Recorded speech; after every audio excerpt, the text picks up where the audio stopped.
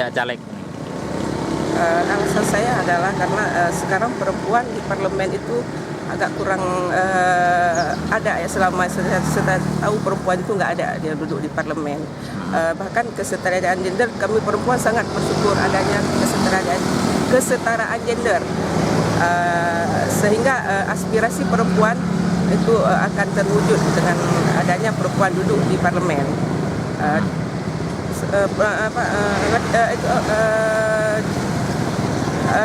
Perempuan tidak mungkin aspirasinya diwakili oleh seorang laki-laki.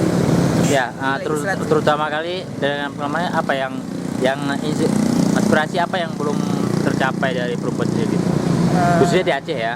Ya, seharusnya kan sekarang perempuan di Aceh itu masalah politik itu masih awam banget, sangat belum banyak yang mengetahui masalah politik. Dan KDRT perempuan itu ada yang tidak mengetahuinya juga. Dengan adanya kuota 30% perempuan di parlemen itu sedikit banyaknya sudah bisa mewakili aspirasinya. Nah,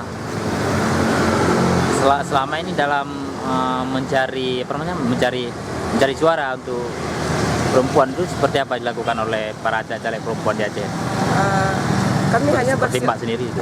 Kalau saya hanya PDIP tidak melakukan kampanye, tapi melakukan silaturahmi dengan mendatangi rumah per rumah. Sehingga dengan itu selain kita bisa dekat dengan pemilih, kita juga bisa mengetahui gimana kondisi ekonomi masyarakat di Aceh sekarang ini. Terutama kali apa yang akan diperjuangkan untuk parlemen khususnya. Kalau saya duduk di parlemen, saya lebih memperhatikan aspirasi kaum saya sebagai perempuan, dan saya ingin memberdayakan perempuan untuk menunjang ekonomi keluarganya. Salah satunya seperti apa tuh?